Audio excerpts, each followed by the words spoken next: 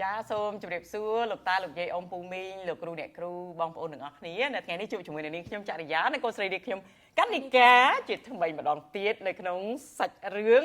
ចាក្នុងសៀវភៅដំណឹងល្អដែលនៅថ្ងៃនេះយើងនឹងអានជាមួយគ្នានៅរឿងទី3ចាហើយមិនមានតែខ្ញុំទាំងពីរនាក់ឯងគឺមាន Mochi ហើយនិង Daisy ស្ដាប់រឿងឡើងដេកលក់ដែរបាទហើយឆ្លាតមែនតើចាអរគុណអញ្ចឹងសូមបើកទៅក្នុងរឿងទី3របស់យើងចាដែលមានរូបភាពបែបនេះចាយើងឃើញនៅចុងខាងនេះដាក់ច្បាស់ថារឿងទី3ចាអញ្ចឹងសូមបានបើកទៅរឿងទី3ហើយសូមអានជាមួយគ្នាខ្ញុំនឹងអានជាភាសាខ្មែរហើយកូនកណ្ឌិកានឹងអានជាភាសាអង់គ្លេសចាមានចំណងជើងថាព្រះបាទបង្កើតមនុស្សចារកឃើញទាំងអស់គ្នាបើសិនណាជារកឃើញទាំងអស់គ្នាតោះយើងនឹងចាប់ផ្ដើមរឿងទី3ព្រះបានបង្កើតមនុស្សព្រះបានបង្កើតបុរសម្នាក់ដើម្បីមើលថែរក្សាអ្វីៗដែលទ្រង់បានបង្កើតទ្រង់ដាក់ឈ្មោះគាត់ថាអាដាម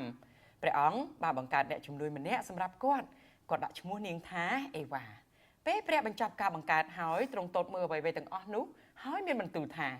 ល្អប្រពៃណាស់ព្រះបានបង្កើតអ្នកនិងខ្ញុំព្រមទាំងមនុស្សទាំងអស់ដែរព្រះបានបង្កើតបុរសនិងស្ត្រីលោកុបាតជំពូក1ខ26ដល់ខ31ចាអញ្ចឹងនៅពេលនេះសូមបានអានជាមួយនឹងកូនកណ្ឌិកាជាភាសាអង់គ្លេសចាចាប់ផ្ដើមកូន Story 3 God made man. God made man to look after all he had made. God called him Adam. God made a companion for him. He called her Eve. When God finished creating, he looked on it all and said, "It is very good." And God has made you and me too and all people. God made man and woman. Genesis chapter 1 verse 26 to 31. ចាល្អមែនតើអរគុណកូនចាតែកូនកុមារនៅពេលដែលអានសាច់រឿងនេះហើយកូន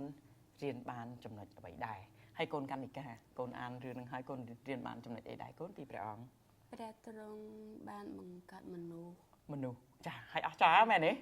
ចាព្រះអង្គបង្កើតមនុស្សមកអស្ចារ្យមែនទែនយើងឃើញថាយើងមានភ្នែក2មានច្រមុះ1មានត្រចៀក2មានមាត់1ប៉ុន្តែមុខអត់ដូចគ្នាណាចាហើយសូម្បីតែកូនភ្លោះមុខដូចគ្នាក៏ចរិតអត់ដូចគ្នាដែរចាអញ្ចឹងឃើញថាព្រះអង្គបានបង្កើតមនុស្សមកមានលក្ខណៈពិសេសអស្ចារ្យមែនទែនចាអញ្ចឹង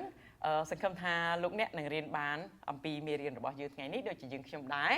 ហើយយើងនឹងជួបគ្នានៅរឿងទី4បន្តទៀតនៅកម្មវិធីនៃការអានលើកក្រោយសូមអរគុណសូមជម្រាបលា